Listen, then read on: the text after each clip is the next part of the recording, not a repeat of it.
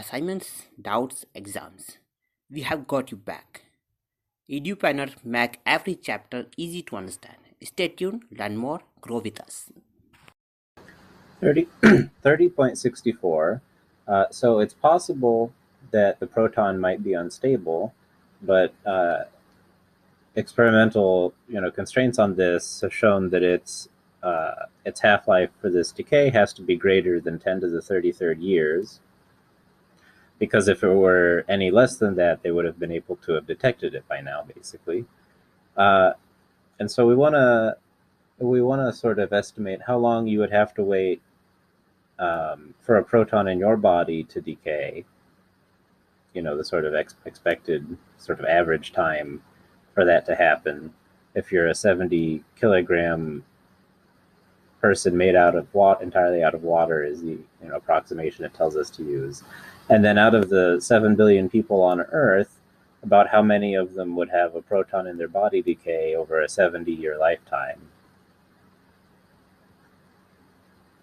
So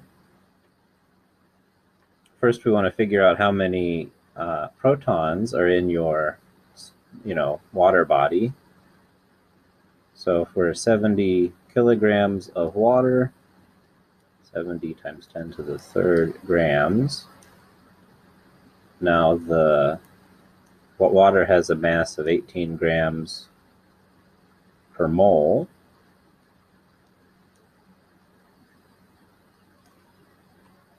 And there's an Avogadro's number of water molecules per mole. And then there's 10 protons per molecule of water, 8 from the oxygen and 2 from the hydrogens.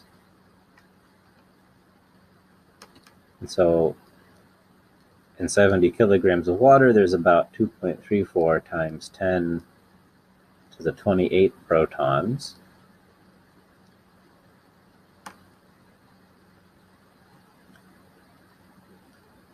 And then we're assuming that the sort of expected waiting time is less than the half-life, so that the decay rate will be constant.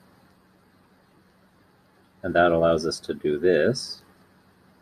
So the decay rate is the decay rate, or the number of decays in a certain time is the decay constant times the number of protons in this case.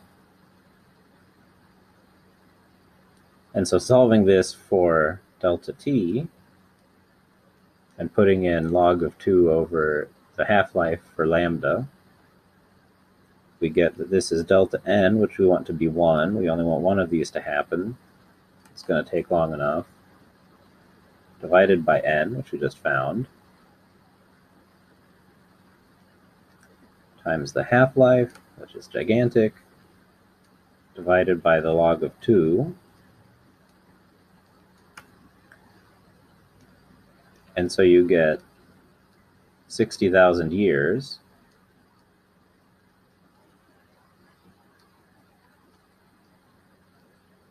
Which is about 880 lifetimes.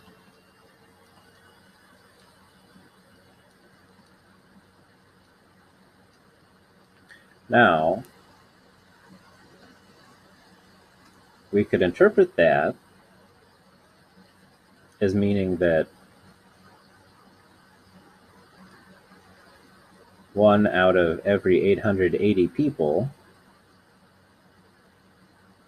is going to experience a proton decay in their body in their lifetimes. And so to get the total number of people currently alive who would experience this, you just divide 7 billion by 880. And so it'd be 8 million people who would have this happen out of everyone currently alive, which sounds like a lot, but then it's 3 orders of magnitude less than the total number of people. So you've got to have 7 billion people in order for 8 million of them to have this happen. So, and of course, none of them are likely to be anywhere near a physics experiment that can detect a proton decay inside of a human body. So we're probably not going to find out anytime soon.